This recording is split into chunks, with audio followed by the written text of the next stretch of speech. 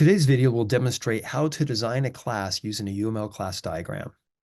Hello, I'm James Helfrich. Frequently, we want to design a class without getting bogged down in unimportant details such as data types and parameters and things like that. Unfortunately, when we program, our programming languages often requires those levels of detail from the onset. Class diagrams help us to focus on the important aspects of the class without being bogged down in details until we're ready to address those details. This process will be demonstrated here today. Class design usually happens in 4 distinct stages. New designers usually get themselves in trouble by performing these stages out of order. And these stages are: number 1, define the class name. It's very important we have a crisp understanding exactly what this class represents. If you can't find a good name for the class, then probably you don't understand the class. The next stage is to define the public operations. This is the 3rd row in the class diagram table. How will the system use this class? Next, we understand the attributes. The attributes of the class should capture all the states and the concepts it's meant to represent, no more and no less. And then when we're finished, all the remaining details. This includes what's private, what's public, data types, or anything else that would help us to better represent the class. So let's take a look at an example. I want to build a class to represent a position of an entity in a 3D flying game. So first of all, I'm going to specify the class name. Let's see here. It's going to represent a position.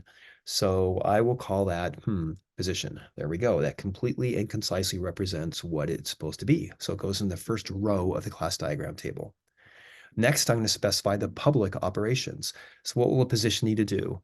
Well, I'm going to need to initialize and set the position, maybe compute the distance between 2 positions. I'm going to move from one position to another position based on a velocity or a vector, and maybe I'm going to make sure it's inbounds. Next, I'm going to determine the attributes. How can I represent the position in a 3D flying game? Well, I'm probably going to need an X and a Y and a Z, and that would probably be a good position. So now I'm going to fill in the remaining details. So what's the data type of X, Y, and Z? I think I'm going to use some sort of real number, maybe a float or a double. I'll decide when I implement it. Initialize is good to go. Set is going to need a data type, call it position. Okay. Compute distance is going to take a position, which is a position as a parameter, but also it's going to return a real number, which is going to be the scalar distance between them. Let's see, our vector is going to need a, vector type there, which is going to be a velocity. Is in bounds. Well, that's going to return a Boolean. But how do I know if something's in bounds or not? I need to have some notion of what the bounds are.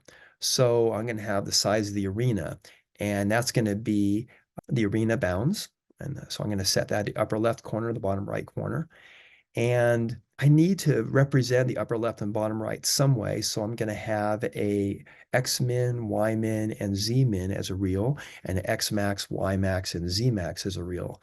Now notice this is underlined, and underline means ecstatic. So all positions are going to share the same minimum and maximum bounds, which makes sense because I don't want to have 2 positions that have a different notion of how big the arena is. Now, since set arena bounds is going to set this X min, Y min, and Z min, then, and those are static, therefore set arena bounds itself is static, so I make it underscore. So these are the kinds of things I specify once I know the purpose of the class, which is encapsulated in the name. I know the public interfaces, how the game is going to use the position in this case, the attributes, for an example, the X, Y, and Z, and then, and only then, do I fill in all the minutia of detail. We can learn more about the designing process with classes with the Designing with Class Diagrams section of the class diagram chapter of the software design textbook.